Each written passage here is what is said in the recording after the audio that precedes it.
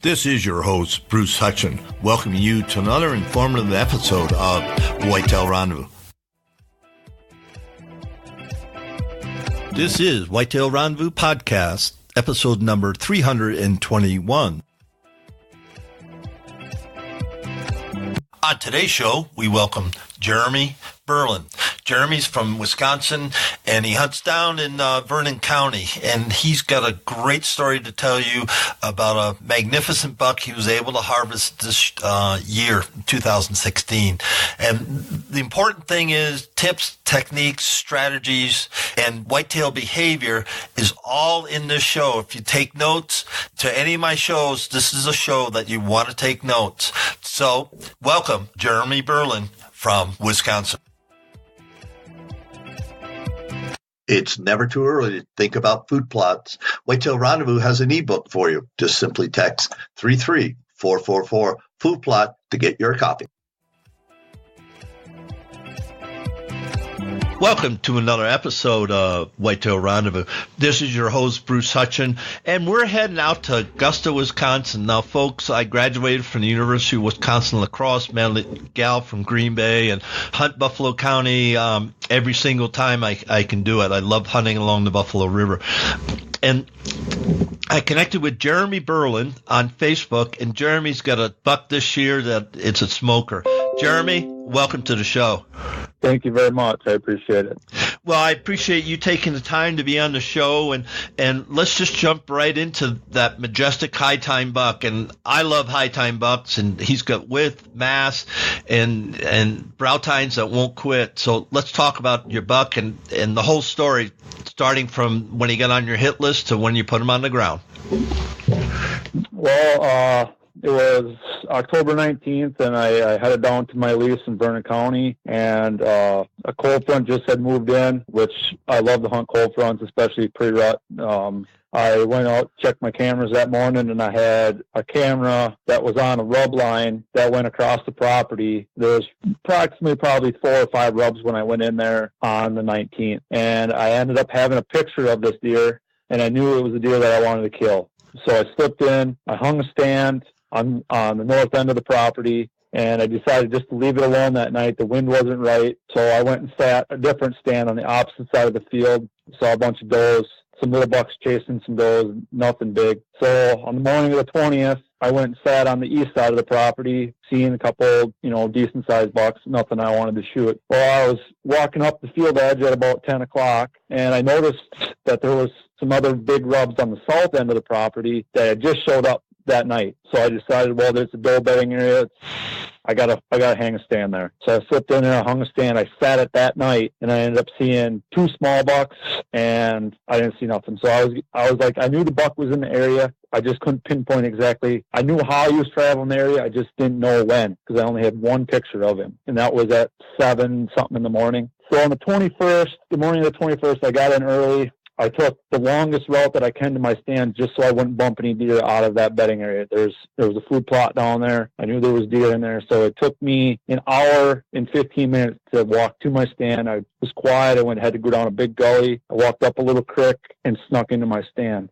Let's take a break right now. And how far was that walk? If you just went straight line, if you just walked from your truck, to your stand, how far was that?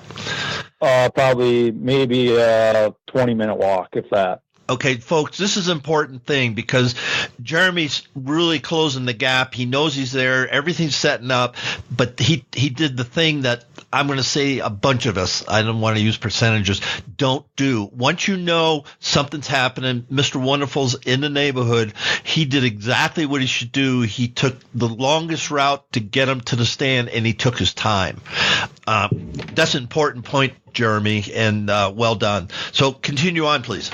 So I got in the stand, and I was sitting there, and it was still pretty dark out, and I was just sitting there. And about 7 o'clock, it was cold. It was frosty outside. About 7 o'clock, I had 5 does come right underneath my stand. They jumped the fence and went into the CRP field and went into their bedding area. So, I was kind of sitting there, and I was watching, and all of a sudden I just caught something out of the corner of my eye. This was probably about 7:45. And I looked up and I could see this large buck working that rub line that was on the south end of the property. He was winding that, the wind was blowing right in his face. He was winding that food plot. So he was about probably 175 yards away. And the only thing I could think about doing was rattling. So I grabbed my black rack, stuck my grunt call in my mouth. I started hitting the horns together, and he looked, and I rattled for about 30 seconds, and he was just staring at me. I knew he couldn't see me because I was pretty well hid due to the way the land lays down there. So I took 3 loud grunts, and I could tell that he was getting aggressive. He started shaking his head. I snort-wheezed at him. He went up to a pine tree, probably 5-inch pine tree, and just shredded it. So I said to myself, I have a chance at shooting this deer. The wind is right in my face. He can't smell me. And all of a sudden, he started walking right straight away from me. So I moved my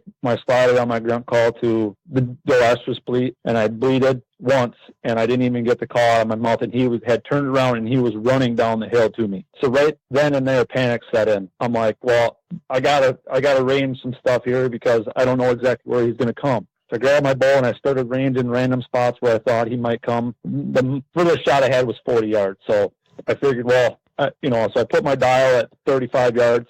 He come up to the fence line with him does kind. He was just sniffing. He had his nose in the air, and he was doing whatever. I'm like, well, he's going to jump the fence. Well, he backed up, he backpedaled, and he stopped. And I started to shake. I'm like, what is he doing? I don't want to grunt. I don't want to let him know where I'm at. He's looking for these deer. So I just calmed down, took a deep breath, and he turned broadside, started walking right down this little hedgerow, and then he started working a scrape, and he's just working that scrape, and he's grunting and trying to find these other deer. Finally, I seen him take a step, and I drew my bow, and he stepped out, and he was at about 32 yards, and I let the arrow go, and I seen it disappear right behind his front shoulder. The deer jumped, and he stopped, and he looked around, and I'm like, are you kidding me? I know I hit him, and then he only went like 20 yards, and he tipped over, and that's when it all became reality, and I started shaking really bad. The thing about that was I kept my composure until after the shot, and once I seen him expire, that was when it really set in that I just harvested a magnificent whitetail, biggest deer I've ever harvested, and I have not, I can't thank God enough for what he gave me.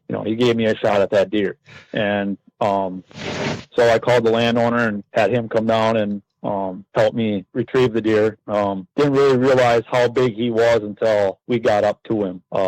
When I got up to him, I fell to my knees. I couldn't believe it. I knew he was a 10-pointer, but I didn't think he was as big as he was. And I'm glad that I didn't know he was that big, because otherwise I might not have been able to pull it off. Wow. It's a high time buck. And how old was he? What's his age class? 5.5 years old. And well, we'll keep the score hidden for a little bit. I'm trying to think of how best to do that. So let's now go back up, because there's a lot of lessons learned in what you did on the thing. And I interrupted you to say the one thing that jumped out to me. You just took the long way around. Now, what did you have to do? You said you went down the gully. Talk to me about the terrain, and did you put your headlamp on? Just tell me, when you left the truck, what'd you do? Well, when I left the truck, it was really moonlight out.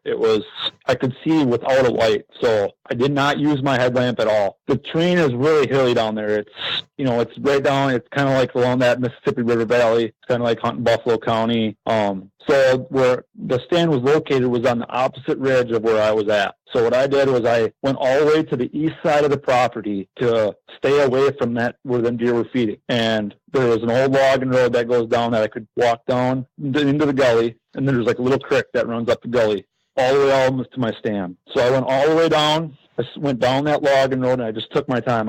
When I walk to a stand, I usually take 3 or 4 steps, and I stop, due to the fact that it kind of sounds like a deer. If you watch how a deer walks, a lot of times that's how I try to walk, try to sound like a deer. So I snuck down the gully, and then I snuck up into that water, using that water to my advantage, whether it was scent, it's quiet, and, with being in that valley and then deer are still out feeding, I didn't bump any deer. And that's an important thing for me as far as hanging stands is what I do. So then I just snuck up that ridge. It's pretty steep. I mean, it's pretty good grade. Like I said, I took my time, couple steps, stop, listen, couple steps, stop and listen. That way I knew I didn't scare any deer. Also, the wind was blowing in my face, so I knew that the wind wasn't blowing into that food plot or them grain fields, so them deer were not going to smell me or hear me. Let's go back and what kind of setup did you have? Did you have a hanger or hang-on, or was it a climber? I had a hang-on. I actually had an advanced tree stand that I had slipped into that the day before, obviously. I just told you I hung it. I slipped in there quiet. I knew there was does bedding there. It's been just a well-known doe bedding area, so I snuck as close as I could without spooking any deer that were bedded in there, hung the stand, and then hunted it that night because I thought maybe, I might catch a buck coming out of there because the cold front had just hit. But obviously that night I didn't see anything. We're shooting, but that's what I had hung was an advanced tree stand. They're so versatile as far as being able to slip in and hang the stem, and just the way that they're made is just phenomenal. You can get them so tight, they don't creak, they don't crack. By far the best tree stand I've ever used. And how about your steps? Screw in or strap on? Strap on. I used. I had big game steps. The sticks. They're a little loud for my liking, but I've used them enough to know. I put rubber coating between them so that way they don't clink and clang when I'm hanging a tree stand. Try to keep the noise to a minimum because I think that is a big factor in deer hearing you, smelling you, etc. People get so wrapped up in the whole scent regimen, which scent is a huge thing, but also the noise when you go in to hang a stand, especially hanging a stand that you're going to hunt that night or the day before or the next day. You don't want to be out there making all sorts of noise. Them deer are used to hearing that ting, tang. I mean, especially an older buck. I mean, they know that sound. They know that they need to stay away. Let's talk about scent. Do you put out like doe and estrus or any attractant? On your setup. Let's talk about that. No, I personally don't use a lot of scents. I've never really had good luck with them. But at the same time, people have. There's times and places for it, I think. The reason why I don't use it is I find that I want that buck to not know that I'm there, not see me, smell me, even know I exist. And me putting scent out, yes, it might attract him, but sometimes if you don't do it right, you're going to let him know that you're there. And that's kind of where I'm at on that aspect of it. I mean, I've seen lots of success stories using scent and stuff, but like personally, I have never had any success using scents or attractant like, doe and estrus or buck urine or stuff like that. I just, I think that once the buck knows that there's does and estrus, they're going to be cruising. I got to use my other abilities to try to kill that deer. How about scent clothing, rubber boots? What's your clothing and boot setup? I wear lacrosse boots, rubber boots. I feel that they are great. They're well quality. I also wear scent blocker clothing with the base scent blocker base layers. I'm really, really, really adamant about scent control. That is one of the key things that I do religiously. I'm talking brush my teeth, take a shower, wipe down, spray my gear, all that. But now since, there's more modern technology, I have found really good luck with scent crusher products, the bag, the closet. On my lease down there, I took a closet down there, set it up in their shop, and that's where I put all my clothes at night, and I, clean them, put them all in there. They're ready for the next morning hunt. I can just get up, take a shower, do my scent regimen, get in my clothes, and go hunting. So and you're sleeping right near your leash? You're not driving to it? Nope. I drive from my house. It's about 2.5 hours. The landowner's got a big shop down there. We just kind of stay in there, and he lets us, throw cots up or whatever. It's heated and stuff like that. So that beats us, having to drive 2.5 hours every night, which is it's really nice of the landowner to do that. Heck yeah. Please remember that the show is recorded where our guests happen to be at that time. That might be a tree stand, on the way to work, or sitting in a pickup on a ridge. Real people in real places. So sometimes the sound lacks sound room quality. So let's go back, and I know how big the buck is. How did you keep it together? When when he come down the hill, it happened really fast, and I think that was another reason why I held it together the way I did.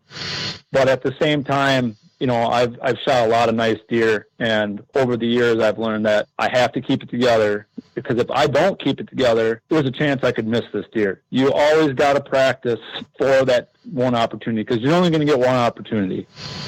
And just like everybody else, I have messed up. Everybody does. It's hunting. We've all messed up. We've all made bad shots. It happens. But at the same time, the more you practice for that opportunity, the better off you are going to be in order to make that shot of a lifetime. The biggest thing for me, I find, to help me is when a deer is coming in and I know it's a shooter and I know I'm going to get a shot, I don't look at the horns. If I know it's a shooter, I don't look at the horns. I pick a spot behind that deer's shoulder. I'll pick the spot that I want to shoot, and I'll just follow that instead of looking at the horns. And I'll just concentrate on that instead of looking at the horns. A lot of people look at the horns and they get all riled up and get excited. That's not the way to go about it. That's when you're going to get buck fever, and you're not going to be able to make the shot. So that's my strategy as far as making stuff happen, is picking a spot and waiting for that perfect opportunity to hit that spot. Let's talk about your shooting sequence. So you see the buck, he was 100 some yards away? Yep. And then you did a call sequence. Go ahead. Yep. Yeah, he came down, like I said, I did a calling sequence. He came down the hill, and when he come up to the fence, I thought he was going to jump the fence. So I got ready. I didn't draw my bow yet, which I'm glad I didn't, because otherwise I would have had to let my bow down when he backpedaled. And when he backpedaled, he stopped there, and as he was coming, he stopped and worked that scrape. And as soon as I see him stop working that scrape and take a step toward the opening, I drew my bow. He wasn't looking at me. He was looking the other way. I had a perfect opportunity to draw my bow without him knowing I was there, and just wait for him. It probably took him 40 seconds to take another step, but I was full draw. I was ready, and I was concentrating on that spot. I had my pin on him right where I wanted to shoot him, and when he took that step, all I had to do was move my bow and let him have it. Now, you said that he was along a fence row going to jump the fence. Now, how high was the brush or the cover in that area? So, when he did back up, you didn't have a shot there. So talk to me about, where he was, physically, and if he had a shooting lane or not. When he came and was going to jump the fence, I had a wide open shot, but he was at the wrong angle. He was facing me, and I didn't feel comfortable taking that much of an angle quartering toward me. I just didn't feel comfortable with the shot, so I was just reluctant to wait to see him give me a better shot, because if he would have jumped the fence, it would have been broadside. He would have been broadside to me. And just as it happened, if he backed up and walked it down the fence row, he would have been broadside to me as well, which is what happened. And the brush along that fence row is probably, I would say, 12 feet. There was a couple pines that were mixed in, some CRP grass. He felt safe over there. That's why I think he didn't jump the fence right away, because where he would have jumped the fence was actually into a pasture. They use that as a cruising zone. There's a little valley there. They can cruise from up on top to where he was down this edge, jump the fence, and go right down into the valley where I had come up to my stand. It's one of the things that we realized right away when we started scouting the property, that, hey, these bucks got to come down through here. Everything was tore up with rubs, etc. So you found what I'd say, a hot zone, transition zone where he works the field, works the edge line, and then if he smells does, sees does, he jumps out of the edge cover into a pasture, but that drops down in the valley. Is that correct statement? Yep. Them big deer are only exposed for maybe 5 or 6 seconds once they jump that fence and they're down in the valley. And I think that is why he liked that area. He couldn't be seen from no roads, no fields, no nothing from where he was at. He had woods on both sides of him. He just had a strip that he was following, just using the wind to his advantage to search for those, and move along his rub line, his transition zone down to water or to wherever else he was headed. And the bedding zone, how far away is that literally from your stand? The bedding zone was actually probably about 100 yards from where my stand was. There's a, it's a CRP field. There's a bunch, it's a big hill. It's neck down by a river. And it's just really, really thick stuff. I mean, and we knew that there was does laying in there. We knew that there was bucks laying in there just by the camera pictures that we had of certain bucks in and out of there. We wouldn't have on the other side of the property, and they would always come out of that certain area. We knew there was deer staying in there. The landowner, when we talked to the landowner, he had verified that it was a bedding zone, and that, they have harvested a lot of deer during the gun season that have come out of there chasing does, etc. So we knew that it was a good area. We just didn't know how to set up on it until we had cameras out on it, seeing how the deer traveled the area at certain times, which, we figured that out right away, and the rest is history. Now, you said he went to a scrape. Was he opening a new scrape, or was it a scrape he had used before, and he was just leaving it, scent on a licky branch? Talk to me about the scrape. When he come up to the scrape, I didn't even know it was there. I couldn't see it from my stand. The brush is pretty thick right there. He come up, and after the shot, when I went down there, it had been existing scrape. So it could have been his scrape or another buck scrape. We all know that multiple bucks use more than one scrape. But he was just depositing his scent. He didn't urinate in it or anything like that. He was just depositing his scent on the licking branch when he worked that scrape. I just sit down and sitting here, I'm just wondering how many people can tell what you just told me and why it makes sense. You're a hell of a hunter, man. Thank you. Yeah, because, we get into bad habits. It's easy. I can tell you 100 times, I'm 70 years old. So, literally it's way over 50 times I've come unglued, and then I just shut my eyes and breathe deep, open my eyes back up and finish the deal. But, it's so exciting to see a mature whitetail, mature elk. It doesn't matter what you're hunting, a goose setting his wings, web feet down, and it still gets me juiced. And I'm just thinking, how did this kid, and I'm assuming you're what, 28, 30? 27. 27. So, and you took a buck of a lifetime, but you understand the process. And that's what I wanted you to get out for the people. It's the whole process. And you read the sign. Like, do you think he opened up that new rub that night before?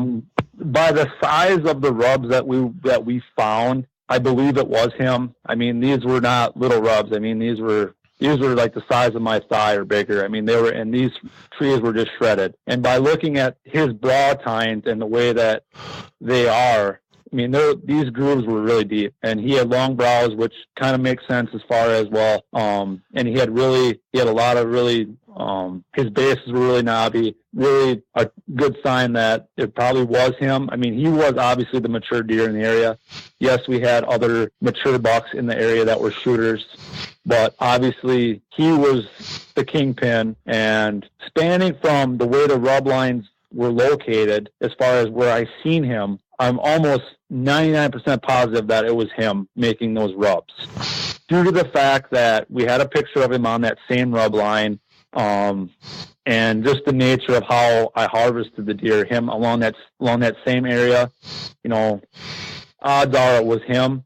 I mean, yes, another deer could have made them, but just by his horn characteristics and the tree characteristics that we looked at, as far as the deep grooves and the really tall rubs. I mean, they were tall. I'm almost sure it was him. One thing I'd like to go back to, when you saw him a distance away and you started your calling sequence and he got aggressive, did he bristle up? Or tell me his body posture or behaviors that you read so well. When I first seen him, he was relaxed. He had his nose in the air. He was just winding that food plot. And when I rattled, he didn't show no sign of getting aggressive. But when I grunted and snort wheezed, he bristled up. He started shaking his horns side to side, getting his neck muscles ready. That's when I figured I might have a chance at shooting this deer, because I had his attention. He thought there was other bucks in the area. And when he went up and shredded that tree, I knew that, like I said, I knew that I was going to get a shot until he started walking away, which I don't understand why he did what he did. but I obviously had to paint that illusion to him that there was 2 bucks down there fighting and they were aggressive. And then when I added that doe estrus bleed in there, it just set him over the edge. He couldn't handle it anymore. And then I think panic set in for him, thinking, oh, well, there's a hot doe down there. I need to get down there. And October 20th, so he's in the seeking phase, correct? Correct. So, folks, we'll get to the score in a little bit, but everybody, sits the rut. I've done all-day sits, but more and more this year, I heard a lot of people, and Garrett Sure took a 180 on our farm, and he took it the second day of the season, so that was September, 10th or 11th? I forget, now, but he took it on the Sunday morning of the opening of archery season, and he had patterned it. It was still in his summer pattern, and he just smoked it. And he took it early. That's a 180 class buck that he took after watching it all summer, snuck in, got where he wanted to be, and the deer did exactly what he thought he was going to do. And so don't set aside or don't miss some opportunities before the rut, because once the rut hits, it's chaos out there, and if you do everything right, you're going to see bucks. Now, if the wonderful comes by, I don't know, but I know you're going to see bucks. But if you're hunting them like Jeremy, and he had the trail cameras, he had the hit list, he knew exactly what, he put everything together so that he could close the deal on the magnificent buck. So everybody's listened to the show. We're coming up close to the soft time where you can give some shout outs. So let's talk about. We already talked about his age, and let's talk about his G1s and everything else. Well, hold on one second. He had 18. He had an 18 and 1/8 inch spread. I mean, he looks a lot wider than what he was, but he is so massive that it adds a lot. Looks like he's really wide. His G1s, his broad tines were both 9 3/4. I mean, that's extraordinary for a whitetail. I mean, I'm surprised he didn't break them off fighting. A lot of whitetails that have long brows, you see, get snapped off during the fighting phase, during seeking phase. But his tallest tine was 12 and 7/8. And the smallest tine, it was a G2. And his smallest tine was his G4, had been on his left side, was 6 and 3/8. That kind of hurt me as far as net score, but I think nets are for fish, so that's well said. But he had just about 20 inches of mass on both sides. It's just an incredible deer. He had 9 and 1/8 inches of deductions total throughout the whole antlers. He was pretty symmetrical. Both beams were 26 and 3/8. I mean, he had really long beams. Just an extraordinary deer. And the final tally was 193 and 2/8 gross. And so, how does that stack up for Vernon County? This buck is now the new Vernon County archery typical record. I don't know how it's going to rank as far as state. The tax or the Boone and Crockett score said something like number 12 or something for archery, which is still absolutely incredible, and it's a dream come true for me. Never in my lifetime would I thought I would harvest a deer of that caliber. Well, all I can say is you're one blessed man, and I mean that with all sincerity. So we're at this time of the show. Jeremy, give some shout-outs for 90 seconds or so, and then we'll wrap the show. I just like to thank my wonderful fiance. I mean, she lets me hunt as much as I do and lets me pursue my passion of whitetail hunting. And I also want to thank Advanced Tree Stand for the quality products that they make. They make my method of hunting way easier than what it was 10 years ago. Also, I want to thank Scent Crusher for their products as far as keeping me scent free. I can't thank them enough for the products that they have come out with in order for hunters all around the world. as far as being able to revolutionize the way that we do our scent regimen. And I got to thank all my friends and family as well. I mean, they all contributed to this whitetail, and I got to thank my dad as well. I wouldn't be the hunter I would be today if it wasn't for him. Well said. Teaching me all that he's taught. Yeah, well said. And we've got a lot of talk about, so I'm going to ask you if you would be a return guest, because I enjoyed listening to you and the way you dissected the whole event. As I said before, was extraordinary. So thank you for that. Thank you. And of course, I'll be a return guest. I got lots more tactics I can share. So on behalf of Whitetail Rendezvous listeners across North America, we have veterans globally that are in country listening to the show.